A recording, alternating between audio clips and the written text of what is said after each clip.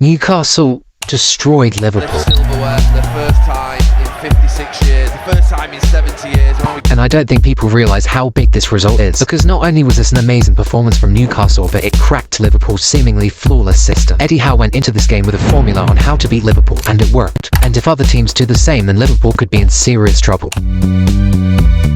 Newcastle played with a 4-3-3 and heavily utilised the fact that Quansah was playing out of position. They used Livramento as an attacking fullback to push up. Salah wouldn't track Livramento because that's just not what he does. And we can see most of Newcastle's attacking was down their left-hand side. This could be risky for some teams, but Newcastle had it covered. Their midfielders were really aggressive, and if a counter-attack broke out, Newcastle's midfielders would counter-press and win the ball back. Every time I step on the pitch, I give my best for him as well, because he believes in myself. Joe Linton especially was amazing at these tackles, and he helped Newcastle win the ball back so Liverpool can keep possession. We can see how effective this double-up of Livramento and Barnes was, especially as Quansah wasn't at his best today, and to be fair, he was playing out of position. So to summarise, step 1 is targeting the left-hand side, using Livramento as an attacking fullback and using midfielders to cover off counter-attacks.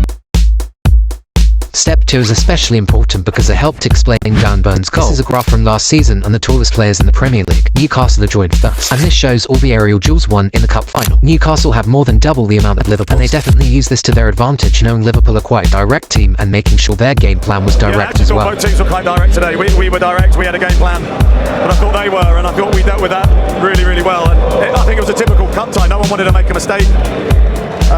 There wasn't a great amount of pretty football played, but I thought we were really effective in both boxes. Here's Newcastle going long, winning the second, third and fourth ball and making a really good chance out of it. Now as the ball's in the air here, have a look at these 4 players. They're all quite far away from each other, but just a few seconds later, they've completely surrounded the ball, giving Liverpool no chance. And this once again goes back to the energy that these Newcastle midfielders show. But there is one problem with this, and that's that if they do get dispossessed, they could be in serious trouble. And Newcastle's midfielders have to work even harder to get back and defend. And Guimaraes, being the captain, I think he just exudes that energy and belief and aggression that you need to play in midfield. The amount of second balls that he wins, he puts people under pressure every time they play the ball in midfield. He's the first one, but he's also got tremendous quality. But how about the decisive moment? The goal, I mean, we've been working on those corners tirelessly for 2 weeks. We've had mixed success, I can be honest, in training.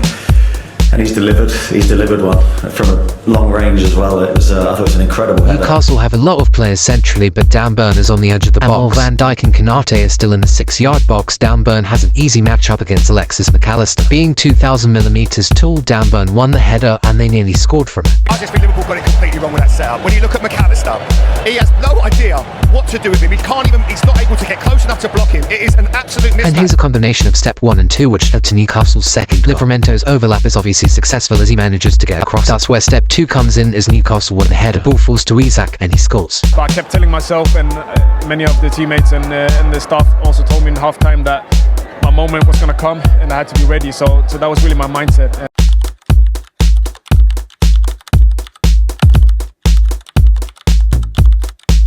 Liverpool have the most goals in the Premier League by some margin, so keeping them out was difficult. But Newcastle had a clever defensive strategy. This third and final step is really what won Newcastle the Carabao Cup. Instead of sitting back, as soon as Liverpool looked like they might lose the ball, Newcastle pounced aggressively and won it back. And not only did that keep Liverpool far away from their goal, but they created a really dangerous chance out. The exact same thing happened again, but this time Newcastle won a header. Now they're in a dangerous position while Liverpool haven't quite got into their defensive shape. The ball's chipped in as Quansah's caught off guard and they have a seriously good chance here that they probably should have scored. But there is a problem with this. Curtis Jones is a seriously underrated player and he manages to beat the press. And now Newcastle are quite exposed. Liverpool break through as Newcastle's midfield is quite empty and they create a decent chance. But Newcastle can defend deep if they want to. Here they're almost using the back 7, but the aggression is still there as Newcastle close them down and they have to cross the ball in. Liverpool were limited in their attacking because they didn't have Trent to create from deep, which means Szoboszlai had to drop deeper to create chances. This meant Liverpool only had a front 4, and with Murphy dropping in to create a back 5, Newcastle up number. They also once again used their aggressive midfielders to close players down and cut off passing lanes. But the reason this low block was so effective links back to step 2,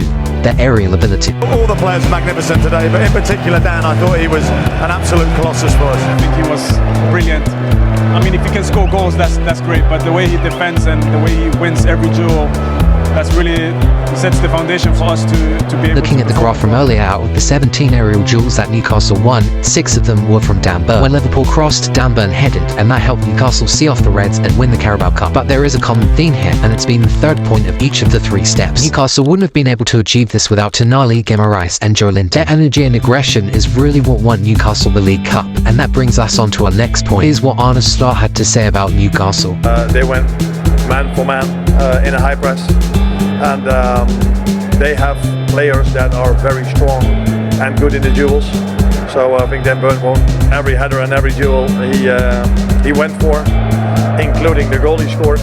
And it's not only him. I think very good game plan from them, and a deserved win for Newcastle. If other teams follow Newcastle's blueprint, then Liverpool could have some serious problems. If you are an opposition manager going for, if you're David Moyes ahead of the Merseyside derby, are you taking note? And after losing 2 cup games in a row, Liverpool's problems are really starting to show. I think the lack of pace in the team, I think, is glaring in the attack. This is not like it was under Jurgen Klopp where Mane could bail Liverpool out of trouble, or Firmino. The other attackers Liverpool have got are good players. They're not great players. But Liverpool are 12 points clear at the top of the table, and their league form has still been great. So I highly doubt that they'll finish anywhere other than first place. But Eddie Howe has done something seriously impressive with this Newcastle team.